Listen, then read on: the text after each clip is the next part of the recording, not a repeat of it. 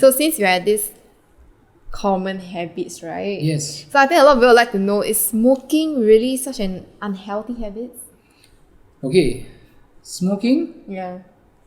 there's absolutely nothing good that comes out of smoking, period. Okay? So Okay.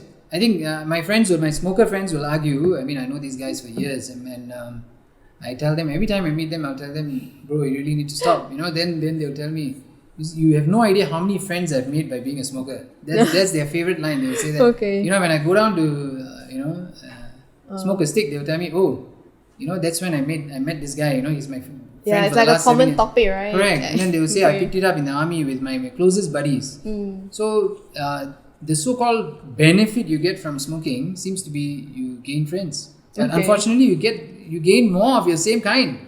So you don't want that, and they keep encouraging you to smoke. True. Okay, but the bad things from smoking, I think it's been clearly established over the last 50, 60 years of research that there's really nothing good that comes out of it. So all you get is increased risk of cancer, increased risk of something called chronic obstructive pulmonary disease, which damages your lungs, and then you get problems with sinus infections. You fall ill often, lots of things. So it's really not a good habit at all. And if you have already picked it up, please try to quit. Okay. And if you have already quit, please try not to go back to smoking. And if you haven't picked it up, Don't. good for you. Yes, don't. Okay. Yeah, so that's the thing about smoking. And then now recently, I think we've got this trend of vaping, right? Yes, Yeah. yes. I was about to ask you, is vaping? Oh, sure. What's your question about vaping? I think a lot of people are trying to, follow the trend also, say. Yeah. Like, they find it like vaping is so convenient, Correct. basically. Yeah. So is it really better? Is it a, replacement of... Yeah, I mean, it cigarettes? started off as, I think it's purely marketing. If you look at it, these guys are really smart. There's this company in America, I'm not so sure if I'm pronouncing the name correctly, Juul or something. Yeah, so these guys, they make the most popular vape products now, you see. So when they came out, they said that, if you want to try and quit smoking, use our vapes.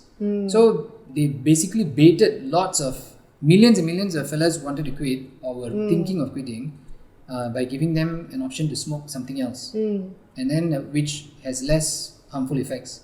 So one thing I must agree with them is that it's definitely less harmful than cigarettes. Okay, Yeah, that's good because to the know. first thing is it has far less number of chemicals. Okay. One cigarette has close to 4,000 different chemicals. Wow. Yes, and they're all industrial chemicals. Okay. So if you're going for a vaping product, it's like probably a fraction of that. Yeah, but even then, they do have a big problem. They still add nicotine.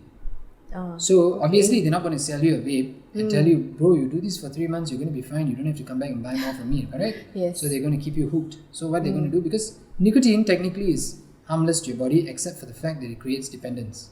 So they add that in. In fact, there are studies that show that a single vape product has up to 5 times more nicotine than a cigarette.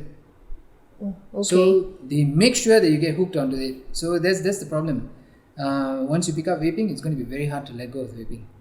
So that's one problem. Second problem is there are also up to 60 cases, I think, if I'm not wrong, in the US, which are still under investigation, where they've caused serious lung injury Yes. from I saw, vaping. Yeah. So and the numbers, although not growing rapidly, there's a causative relationship between vaping and the lung injury. So there still needs to be more studies done about it.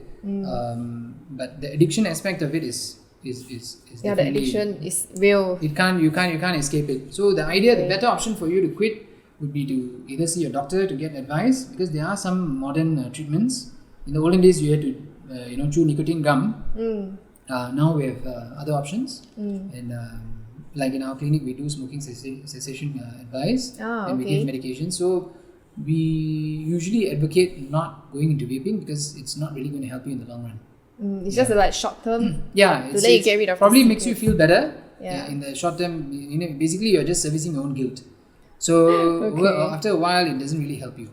Yeah. So the better option would be to quit altogether, or try to cut down cigarettes to the point where they are easier for you to quit. Okay. So if you ask me what that number is, I would say probably 3 sticks a day.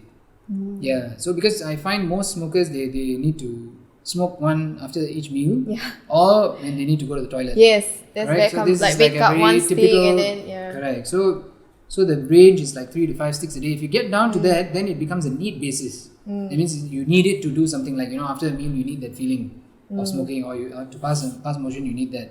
So then it becomes a need basis thing, then it's easier to quit. Okay. It's easier for us to give you medication or counseling to quit. But if you're at 20 sticks a day or 30 sticks a day, then you have a long way to go, bro. Yeah. Okay.